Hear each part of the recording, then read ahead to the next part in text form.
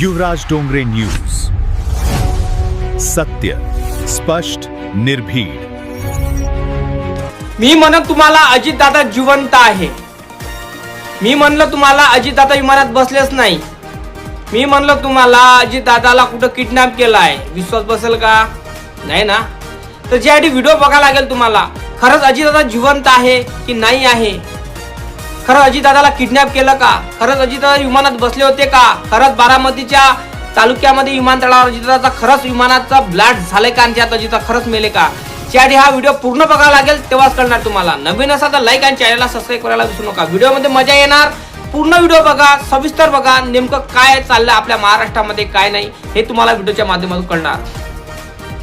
अजितदादा देवगिरीमधून निघतात तेव्हा अजितदादा संघ कुठला पत्रकार नसतो का? कुठले चॅनल वाले नसतात का? टीव्ही चॅनल वाले नसतात का? ते सांगा मला अगोदर. एखादा खासदार आमदार एखादा बाहेर जातो किंवा एखाद्या ठिकाणी जातो तेव्हा त्याच्या माग पत्रकार असतात, न्यूज चॅनल वाले असतात, सगळ्या गोष्टी असतात ना. मग मलाही सांगा, अजित पवार तर महाराष्ट्राचे उपमुख्यमंत्री होते, अर्थमंत्री होते, तर मला सांगा तुम्ही अजितदादाचा एकही व्हिडिओ नाही आहे, सीसीटीव्ही फुटेज नाही आहे. का नाही आहे? का नसेल तो? का जाळले फुटेज? का डिलीट मारले? का कोणी डिलीट मारायला लावले असेल? का पैसे देऊन डिलीट मारायला लावले असेल? काय वाटतं तुम्हाला?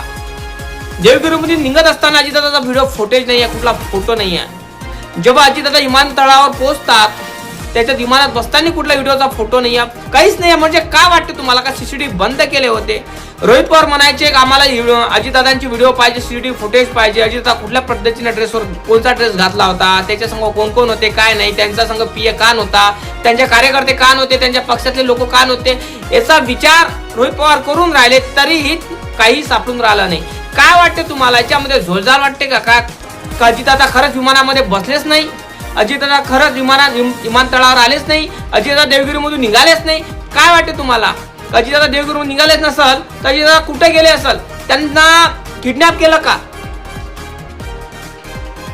त्यांना किडनॅप केलं असं वाटते का तुम्हाला? अजितदादा आलेच नाही विमानात, कारण आपल्याशी प्रूफ नाही अजितदादा विमानात बसताना. हा लेखी जोखा आहे, पण कसं आहे, सोशल मीडियावर व्हिडिओ व्हायरल झाले असते, अजितदादा विमानात बसताना व्हिडिओ व्हायरल झाला असतात आणि नेमकं आपल्याला कळलं असतं की खरंच अजितदादा विमानात बसले होते, खरंच अजितदादाचा घात झाला असेल. पण कोण्या पद्धतीने झाला, काय झालं, हे सगळं लपवण्याचं भानगड चालू आहे का? लपून कसे राहिले असेल, काय राहिले असेल? खरंच अजितदादाचा घात झाला असेल, घात कोण्या पद्धतीने झाला असेल, कोणा केला असेल?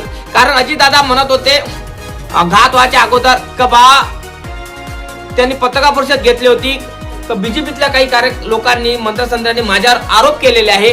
आरोप असे केले आहे की माझ्यावर 70 ते 80 हजार करोडाचा सिंचन घोटाळा माझ्यावर केला बा अजित पवारनं. मी कुठलाही एकही रुपयाचा घोटाळा केला नाही, मी कुठलाही घोटाळ्यामध्ये नाही आहे आणि मी माझ्यावर जेवढे आरोप केले हे बेबुनियाद आहे असे अजितदादा म्हणत होते. मग मलाही सांगा, अजितदादा बेबुनियाद असे सांगत होते आणि ते म्हणत होते की माझ्यापाशी बीजेपीचा पुरा भ्रष्टाचाराचा जे फाईल आहे ते फाईल माझ्याच जवळ आहे अशी ते म्हणत होते. त्या फाईलच्या मुळे किंवा ते भ्रष्टाचाराची पुरी माहिती असताना त्यांच्यामुळं बीजेपीनं अजितदादाचा घात केला असेल का?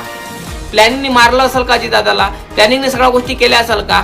कोणी केला असेल? बीजेपीने केल्या की त्यांच्या कार्यकर्त्यांनी केल्या? कोण वाटते तुम्हाला? या काँग्रेसने केल्या, शिवसेनेनं केल्या, का त्यांच्याच पक्षातल्या काही कार्यकर्त्यांना केल्या, का त्यांच्या परिवारातल्या लोकांना खुर्चीसाठी केल्या? काय वाटते तुम्हाला? नक्की कमेंट करून सांगा.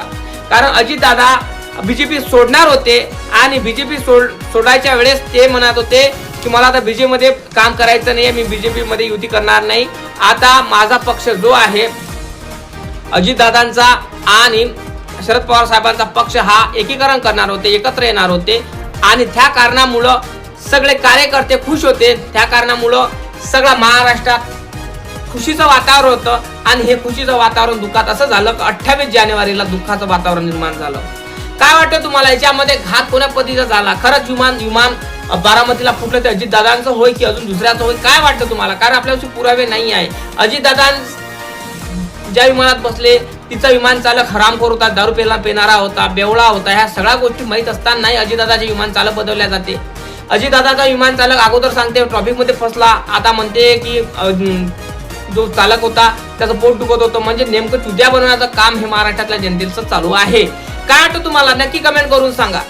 कारण जनतेच्या मनात एक प्रश्न निर्माण झालेला आहे की ज्या अजितदादा ज्या विमानात बसले की तिचा विमानाचा चालक का बदलला. त्या विमानाच्या चालक बेवळा असताना त्यालाच का विमान चालवायला लावलं.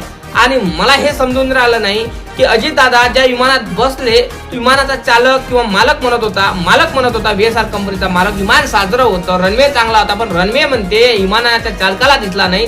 तर मग विमानाच्या चालकाने दुसऱ्या विमानतळावर का नाही उतरवलं, ह्याच विमानतळावर का उतरवलं. काय वाटतं तुम्हाला.